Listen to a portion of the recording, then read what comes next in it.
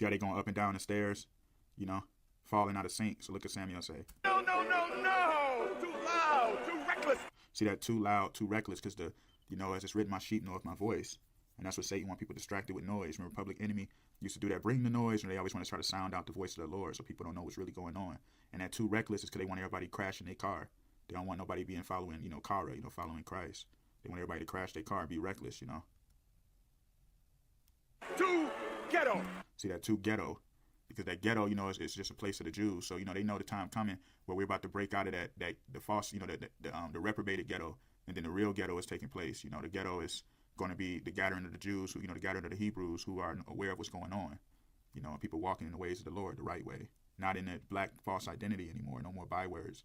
So that's what it's all showing. Samuel Jackson got to play the role of Uncle Sam. I'm gonna show this part of it, and I'm gonna go more into depth with it. But that Uncle Sam role is just showing that how Judah is about to have the law about to flow from Zion. So Judah is gonna have influence on the laws in America because the Hebrews gonna start getting themselves right. It's not gonna be no more of all of the gangs and all that stuff about to start being eradicated. That's what we can see. You see it's already happening now. So all of that stuff about to be purified. So that's why it's all preparing for the Exodus. But they're gonna try to use that to basically seduce Judah, try to still keep them in black identity, keep them comfortable, stay here, you don't need to leave. And then, like with the northern tribes of Israel, with Ephraim, the so-called Hispanic Latinos, they're going to be trying to have Judah and Ephraim warring against each other because they don't want the gathering to take place and the togetherness to come to fruition, the two sticks joining together. And they definitely don't want Judah, and Gentiles together. They still try to keep what they call racism going on, Gentiles being the so-called whites, because, as it was in the first Exodus, not necessarily not the first Exodus, which is Moses, but remember during the time of Noah, as it's written, it's going to be as the days of Noah were. Remember, Noah had his 3 sons on the ark, Ham, Shem, and Japheth.